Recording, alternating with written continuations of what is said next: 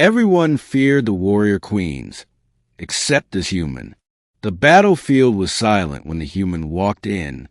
Charred armor lay scattered like black snow. The banners of 3 alien clans drooped in the ash-laden wind. At the far end of the plain, beneath the carved obsidian gates, waited the warrior queens of Valir. Every world in the sector feared them. Entire fleets had burned beneath their command. They ruled by strength, by oaths, by fire. And now, a lone human stood before them. One, the human in the ash. His name was Captain Rian Solis, a survivor of the border wars. He carried no weapon but a staff of ironwood, etched with faded symbols of earth. When the alien guards barred his path, he didn't raise his hands. He simply said, "I came to speak, not to fight." The guards laughed. Their laughter echoed like thunder across the canyon. Then the largest of them, the one with armor streaked in violet, stepped forward. Her eyes glowed like molten glass. "You dare walk into the land of queens?" she said. "Do you wish for death?" "No," Rian said. "I wish for peace." The laughter stopped. 2. The trial of blood and word. They took him into their fortress, a temple carved from the bones of a mountain.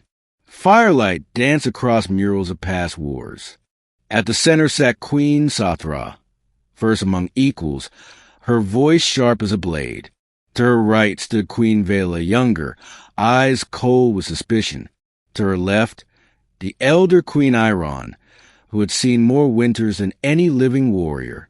"A human," Sathra said. "Your kind trespassed here once before. You burned our fields." "I know," Rian said quietly. "I was there." The queen stiffened. The air shimmered with tension. "Then why should we not cut your throat now?" Vela demanded. Rian placed something on the floor, a small piece of glass, smooth and blue. It glowed faintly. "Because I came to return this," he said. "It's from your river temples. We took it. I'm here to give it back." 3. The fire within. The queens murmured. The relic had been lost for generations, taken during the first human invasion. "Why bring it now?" the elder asked. "Because I'm tired of fighting ghosts," Rian said. "We've all lost enough." The words carried weight. His voice was steady, not pleading. Sathra leaned forward, studying him. "You walk into the lair of your enemies to speak of peace? Are all humans so reckless?" "Some call it reckless," Rian said. "Others call hope." Vela's tail lashed in irritation. "Hope is for the weak." "Then I guess I'm weak," he said. She stepped closer, towering over him, twice his height, claws gleaming. "You should fear us." "Maybe," he said, meeting her eyes. But fear never built anything worth keeping.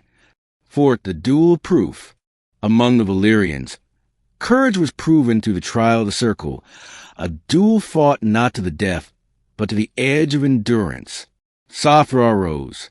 "If your words are true, human, then stand in the circle. Let the fire decide." Rian bowed his head. "If that's the way." They led him to the arena, a ring of burning sand beneath the open night sky. Vela entered opposite him, her armor gleaming red in the firelight. "No human has lasted 10 breaths, she warned. "Then I'll aim for 11, he said. The gong rang. She moved like lightning. He barely blocked the first strike, the impact rattling his bones. He fell once, twice, and still rose again. By the 5th fall, his arm bled freely. By the 7th, the spectators were silent. When the final strike came, Rian dropped his staff, caught her wrist mid-swing, and stopped, not out of victory, but mercy. The flames died to embers. The crowd stood. 5, the respect earned. Queen Sathra descended the steps, her expression unreadable.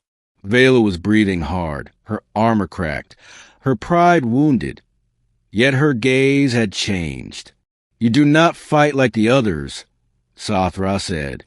I didn't come to fight, Rian answered. I came to prove that we can stand without killing. Vela's voice was low now. You had me beaten. Why didn't you finish it? Because that's how wars start, he said, not how they end. The elder queen stepped forward and touched his blood-stained hand.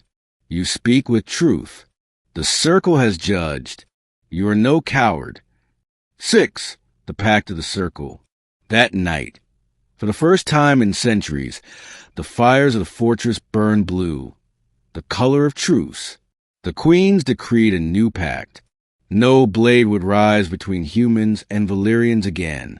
Rian left the fortress with his staff across his shoulder and a band of violet silk tied around his arm, the mark of the circle's respect. As dawn broke across the mountains, he heard Sothra's voice echo through the canyons. Tell your people, the warrior queens do not forget courage. 7. Epilogue. Years later, children of both species would play in the same fields that had once been scarred by war. They'd tell stories of the human who walked unarmed into the fortress of fire. And when asked what gave him the strength to do it, they'd repeat his words. Words etched into the stone of peace. Fear divides. Courage builds.